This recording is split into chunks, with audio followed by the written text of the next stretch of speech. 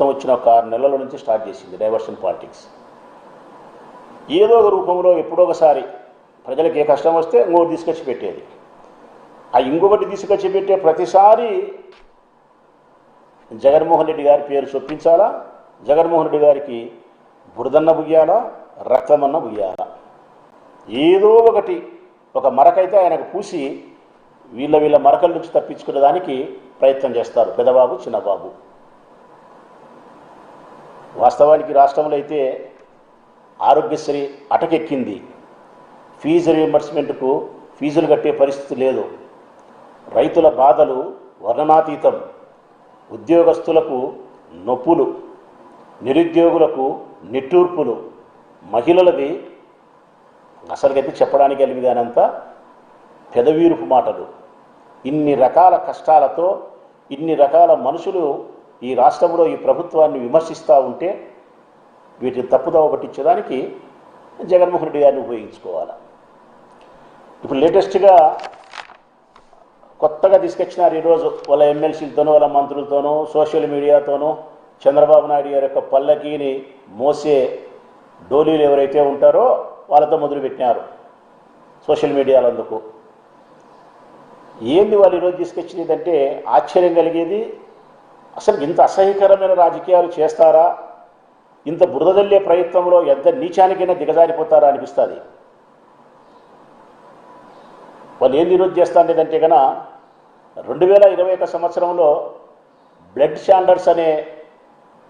షాండర్స్ అనే ఒక పుస్తకం రాసినాడు ప్రముఖ సీనియర్ జర్నలిస్ట్ ఉడుగుల సుధాకర్ రెడ్డి. ఎర్రచంద్రానికి సంబంధించి రాసినాడు బ్లడ్ స్టాండర్డ్స్ అని చెప్పి. అది 2023 సంవత్సరంలో ప్లానెట్ కిల్లర్స్ పేరుతో ఒక ఇన్వెస్టిగేషన్ ఛానల్ ఒక డాక్యుమెంటరీ తీసింది 2023 సంవత్సరంలో. ఈ ఉడుమల సుధాకర్ రెడ్డి సీనియర్ జర్నలిస్ట్ రాసిన పుస్తకం ఆధారం ప్రకారం 2023 సంవత్సరంలో ఒక డాక్యుమెంటరీ. ఆ డాక్యుమెంటరీలో ఎక్కడే కానీ జగన్ గారి పేరు కానీ జగన్ గారి ఫోటో కానీ ప్రస్తావన కానీ లేదు. ఇప్పుడు కొత్తగా ఈ పచ్చమూకల యొక్క కుతంత్రముతో వీరి కుట్రలతో ఇప్పుడు కొత్తగా డిస్కవరీ అనే ఒక మళ్ళీ డాక్యుమెంటరీ తయారు చేసినారు. ఇప్పుడు మళ్ళీ కొత్తగా ఆ డాక్యుమెంటరీ పేరు కూడా ఏంటంటే కన్నా జావా డిస్కవరీ. ఈ జావా డిస్కవరీ అనే ఈ ఛానల్ ద్వారా ఏవైతే డాక్యుమెంటరీ కథనం తయారు చేసినారో దీంట్లో ఉన్నట్టుండి జగన్ గారి ఫోటో, జగన్ గారి ప్రమేయము ఇవన్నీ తీసుకొచ్చి పెట్టినారు. ఎవరికి? కొల్లం గంగిరెడ్డి ఎర్రచందనం స్మగ్లర్ ఎవరైతే ఉన్నారో కొల్లం గంగిరెడ్డి, ఆయనకు జగన్మోహన్ రెడ్డి గారికి కనెక్షన్ కుదురుస్తూ వేరే ఫోటోలు తీసుకొచ్చి మార్ఫింగ్ చేసి ఈ కథనంలో ఈ డాక్యుమెంట్లో పెట్టి ఇప్పుడు మళ్ళీ ఒక స్టేట్మెంట్ వాళ్ళ ఎమ్మెల్యేలతోనూ వాళ్ళ ఎమ్మెల్సీతోనూ మెన్షన్ ఏమని, ఒక గొడ్డలి పార్టీ, ఒక మాఫియా పార్టీ, ఒక ఎర్రచందనం పార్టీ, జగన్మోహన్ రెడ్డి క్రిమినలు, ఇష్టం వచ్చినట్టు మాట్లాడుతున్నారు. వాస్తవానికి అయితే నిజానికి మేము మాట్లాడాల్సి వస్తే కనుక తెలుగుదేశం పార్టీ ఒక వెన్నుపోటు పార్టీ, ఒక మోసాల మేనిఫెస్టో, అది ఒక అబద్ధాల పథకాల పార్టీ. పెదబాబేమో 420, చిన్నబాబేమో రెడ్ బుక్ రాజ్యాంగానికి అధ్యక్షుడు. వీళ్ళు మాట్లాడేది మాత్రం ప్రతిరోజు నీతి మాటలే మాట్లాడతారు. ప్రతిరోజు జగన్మోహన్ రెడ్డి గారిని ఈ రాష్ట్ర ప్రజల హృదయాలలో బలహీనపరిచే ప్రయత్నం చేస్తారు. కొల్లం గంగిరెడ్డి గురించి మాట్లాడే ముందు వీరు గురివిందగించే సామెతను కూడా అర్థం చేసుకోవాలా. రాయచోటి తాలూకా సుండుపల్లి మండలం దేశమందరికీ తెలిసిన వాడే మహేష్ నాయుడు. ఈరోజు కొత్తగా ఏదో ఈ మీడియా కోసం మాట్లాడేది కాదు. ఏ పేపర్ తిరిగేసినా, ఏ ఛానల్లో ఆనాడు చూసినా, ఎవరి నోట్లో మాట్లాడినా మహేష్ నాయుడు పెద్ద ఎర్రచందనం స్మగ్లర్. అంతర్జాతీయ స్థాయిలో స్మగ్లింగ్ గ్యాంగులతో సంబంధం ఉండేవాడు మహేష్ నాయుడు. ఆనాడు అరెస్ట్ చేసి 2014లో అరెస్ట్ చేసినారు. 1 సంవత్సరం రోజులు కడప జైల్లో పెట్టినారు, పీడీ యాక్ట్ పెట్టి. చాలా కేసులలో ముద్దాయి ఆయన. ఈయన ప్రముఖ తెలుగుదేశం పార్టీ నాయకుడు, నేడు అధికార రాష్ట్ర ప్రతినిధి తెలుగుదేశం పార్టీకి ప్రజలారా. అంతర్జాతీయ స్థాయిలో ఎర్రచందనం స్మగ్లర్ అయినటువంటి మహేష్ నాయుడు ఈనాడు తెలుగుదేశం పార్టీకి రాష్ట్ర అధికార ప్రతినిధి. నేను ఎట్లయితే వైఎస్ఆర్ కాంగ్రెస్ పార్టీకి రాష్ట్ర అధికార ప్రతినిధినో నాలాగే ఆయన అధికార ప్రతినిధి. నేనేమో సామాజిక సేవలో ఉండా, ఆయనేమో ఎర్రచందనం సేవలో ఉన్నాడు. అటటోడు చంద్రబాబు నాయుడుకు ముఖ్య అనుచరుడు. ఇటటోళ్ళందరినీ చుట్టూ పెట్టుకుంటారు. స్టాంపులు, నకిలీ స్టాంపులు తయారు చేసే వాళ్ళని పెట్టుకుంటారు. ఇంకా చాలా స్మగ్లింగ్ చేసే వాళ్ళని పెట్టుకుంటాడు చంద్రబాబు నాయుడు. ఎన్నో హత్యలు చేసే వాళ్ళని పక్కన పెట్టుకుంటారు. వాళ్ళ గురించి మాట్లాడరు. అసలు కొల్లం గంగిరెడ్డికి జగన్మోహన్ రెడ్డి గారికి ఏమి సంబంధం ఉంది? రాజారెడ్డి కాలం నాటి మనిషి కొల్లం గంగిరెడ్డి. రాజశేఖర రెడ్డి కాలం నాటికి సమాప్తమైన మనిషి. 20 సంవత్సరాలుగా అతను రాజకీయాలకు కానీ, కడప జిల్లాలో కానీ, ప్రజలకు కానీ ఎవరికి పరిచయం లేని వ్యక్తి. పరిచయమే లేదు. ఆ రాజంపేట ఏరియాలో ఉండే వాళ్ళకి మాత్రమే తెలుసు తప్ప కడప జిల్లాలో ఎవరికి కొల్లం గంగిరెడ్డి తెలియదు. 20 సంవత్సరాలు అయింది. చాలా సంవత్సరాలు అతను జైల్లో కూడా ఉన్నాడు. మాకు మా పార్టీకి ఏమాత్రం సంబంధం లేని వాడు. జగన్మోహన్ రెడ్డి రాజకీయాల్లోకి వచ్చినప్పటి నుంచి మేము ఉండాం. నేను ఏ రోజు చూడలే కొల్లం గంగిరెడ్డిని జగన్మోహన్ రెడ్డి గారి పార్టీలో కానీ, పార్టీ కార్యక్రమాలు కానీ, ఆయన దగ్గర కానీ.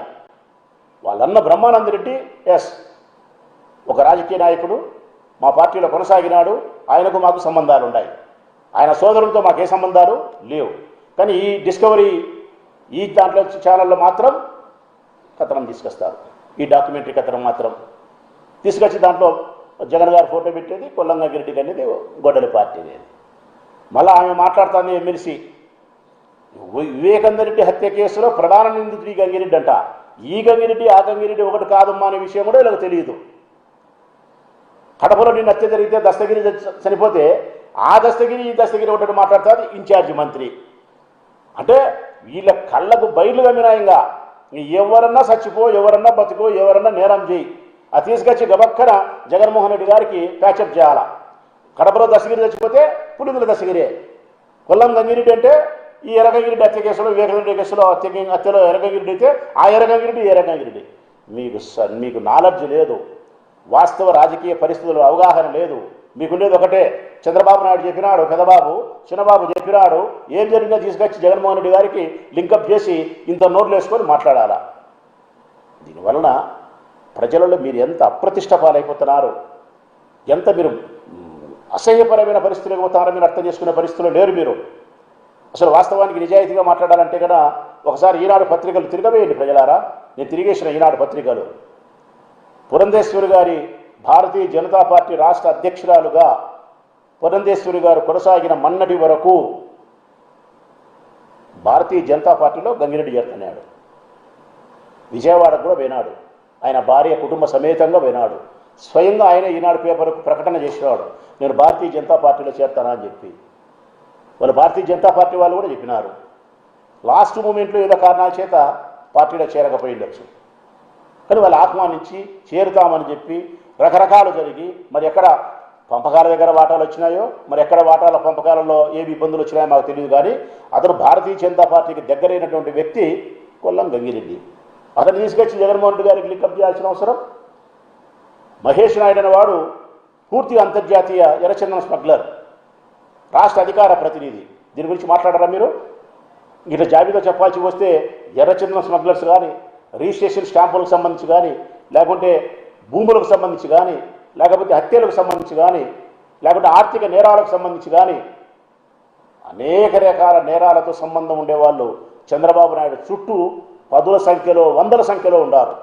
వాటి గురించి మాట్లాడడానికి నోరు రాని మీకు అబద్ధాలను తీసుకొచ్చి అసలు నేను ఇంకొక ప్రశ్న కూడా నేను అడగదలుచుకునేది ఏంటంటే కనుక, మొదటి డాక్యుమెంట్లో లేని జగన్ గారి ఫోటో రెండవ document ఎట్లొచ్చింది? A senior journalist Udumala Sudhakar Reddy ఏ పుస్తకం అయితే రాసినాడో బ్లడ్ స్టాండర్డ్స్ అని చెప్పి, ఆ కథనం ప్రకారము మొదట తీసిన ప్లానెట్ కిల్లర్స్లో ఆ డాక్యుమెంటరీలో లేని జగన్ ఫోటో రెండవ డాక్యుమెంటరీలో మాత్రం జగన్ ఫోటో వచ్చింది. ఇది నేను రాయలేదు. నేను రాసిన బ్లడ్ స్టాండర్డ్స్ అనే కథనం ఏవైతే పుస్తకం రాసినానో ఆ పుస్తకములో జగన్ గారి ప్రస్తావన కానీ, జగన్ గారి ఫోటో కానీ, కొల్లం గంగిరెడ్డికి సంబంధించి కానీ, జగన్కి సంబంధించి కానీ నేను రాయలేదు.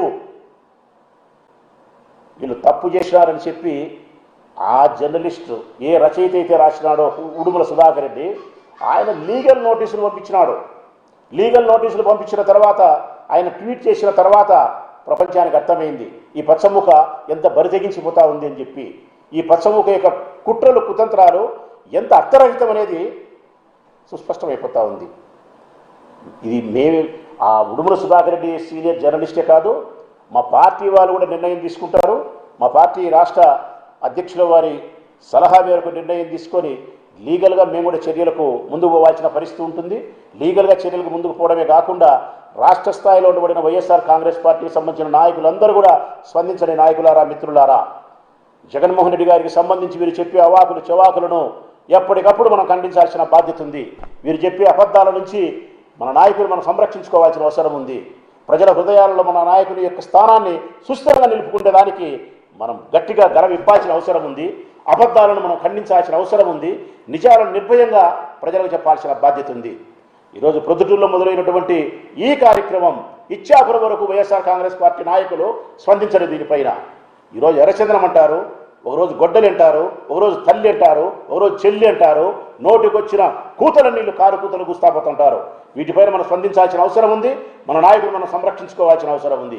ఇంకా అనేక రకాల 420కి సంబంధించినటువంటి అది నా దృష్టిలో అయితే కనుక 420 పార్టీ వెన్నుపోటు పార్టీ, అది మోసాల పార్టీ, అబద్ధాల పార్టీ, వాడుకొని వదిలేసే పార్టీ, అది రెడ్ బుక్ రాజ్యాంగాన్ని అమలుపరిచే పార్టీ. ఇంత బలహీనమైన పార్టీని ఈ రాష్ట్రంలో కాదు, ఈ దేశంలోనే మనం ఎప్పుడు కూడా చూసి ఉండం. ఇంత డైవర్షన్ పాలిటిక్సా? ఓ రోజు లడ్డు అంటారు, ఓ రోజు వరదలు అంటారు, ఓ రోజు ఇంకొకటి అంటారు. ఎప్పటికప్పుడు ఏదో ఒకటి తీసుకొచ్చేది డైవర్షన్ పాలిటిక్స్లో మీరు ఎస్కేప్ అయ్యే ప్రయత్నం చేస్తున్నారు. నిజంగా మేము అడుగుతూ ఉన్నాం, ఈ రాష్ట్రంలో ఆరోగ్యశ్రీ ఉందా మిత్రులారా? ఆరోగ్యశ్రీ ఉందా? ఆరోగ్యశ్రీ అటకెక్కించినారు. ఈరోజు ఎవరైనా పేదవానికి ఇబ్బంది జరిగితే సొంత డబ్బులు ఉంటే ఆసుపత్రికి పోవాలా, లేకపోతే ఇంట్లో మూలగాలబడి చావాలి. ఆరోగ్యశ్రీకి సృష్టికర్త రాజశేఖర్ రెడ్డి. దానికి మరింత ప్రాణం పోసి ఈ రాష్ట్ర ప్రజలందరికీ కూడా ఆరోగ్యశ్రీ అంటే అమృత భాండారమని అందించినవాడు జగన్మోహన్ రెడ్డి. అమృత భాండారమని అందించిన వాడు, ఆ ఆరోగ్యశ్రీని పుట్టించినవాడు రాజశేఖర్ రెడ్డి. సృష్టికర్త రాజశేఖర్ రెడ్డి అయితే ఆ ఆరోగ్యశ్రీని అమృత భాండారం చేసింది జగన్మోహన్ రెడ్డి. ఈరోజు మీరు విషపు కుండ చేసినారు, దాన్ని అటకెక్కించినారు. పేదవాళ్ళ యొక్క ప్రాణాలతో చెలగాటమాడుతుంది ఈ ప్రభుత్వం. ఫీజు రియంబర్స్మెంట్ అద్భుతమైనటువంటి పథకాన్ని రాజశేఖర్ రెడ్డి తీసుకొచ్చినాడు. దానికి మరిన్ని మెరుగులు దిద్ది ఈ రాష్ట్రంలో బడుగు బలహీన పేదరిక వర్గాలన్నిటికీ పెద్దపీట వేసినాడు చదువుకు జగన్మోహన్ రెడ్డి. మీరు 4,000 కోట్ల బకాయిలు పెట్టి ఈరోజు ఫీజులు కట్టలేక పిల్లలు ఇంటికి పంపిస్తా అంటే మాకు సంబంధం లేదు, మీరే ఫీజులు కట్టుకొని చెప్పే ధైర్యమైన పరిస్థితులకి ఈ ప్రభుత్వం వచ్చింది. ఉద్యోగస్తులు ధర్నాలు చేస్తున్నారు రోడ్లెక్కి, నిరుద్యోగులు నిట్టూర్పులు, మహిళలు ఆక్రందనలు, రైతులు అస్తవ్యస్తమైన వారి జీవితం, అస్తవ్యస్తమైపోయింది రైతుల జీవితం. ఇన్ని కష్టాల మధ్య, ఇన్ని ఇబ్బందుల మధ్య ఈ రాష్ట్రం కొట్టుమిట్టుతూ ఉంటే వాటి మీద దృష్టి పెట్టాల్సినటువంటి ఈ రాష్ట్ర ప్రభుత్వం చంద్రబాబు నాయుడు గారు వాటి మీద దృష్టి పెట్టారు. వాటిని పరిష్కరించే ప్రయత్నం చేయరు. రైతుల కష్టాలు తీర్చరు. పిల్లల విద్యకు ఉపయోగపడరు. మహిళల యొక్క సంక్షేమ పథకాలకు ఉపయోగపడరు. ఉద్యోగస్తుల హామీలను అమలుపరచరు. నిరుద్యోగులకు ఉపాధి ఉద్యోగ కల్పన కల్పించరు. ఒకే ఒక మంత్రం, ఒకే ఒక నామం, ఒకే ఒక నామం. ఈ రాష్ట్రంలో అస్మదీయులు తస్మదీయులు ఇద్దరు పాడే పాట ఒక్కటే మిత్రులారా. ఇద్దరం పాడే నామస్మరణం ఒక్కటే. జగన్ ప్రేమించే మేం పాడేది జై జగన్. జగన్మోహన్ రెడ్డిని వ్యతిరేకించే చంద్రబాబు నాయుడు ఈ పచ్చముఖ స్మరించేది కూడా జై జగనే. కాకపోతే మేము జై జగన్ అంటున్నాం, మీరు మరొక రూపంలో జగన్ను నామస్మరణ చేస్తున్నారు. ఏది ఏమైనప్పటికీ ఈ రాష్ట్రమంతా జగన్మోహన్ రెడ్డి గారి పేరే స్మరించే పరిస్థితి. ప్రేమతో మేము స్మరిస్తున్నాం, అసూయాగ్రస్తులై ద్వేషంతో మీరు ద్వేషిస్తున్నారు. ఏది ఏమైనప్పటికీ జగన్మోహన్ రెడ్డి గారి పాత్ర ఈ రాష్ట్రంలో ఎప్పటికీ అవసరమే. ఈ రాష్ట్రం యొక్క దశ దిశ నిర్దేశానికి జగన్మోహన్ రెడ్డి గారి నాయకుడు ఎప్పటికీ మనకు అవసరం.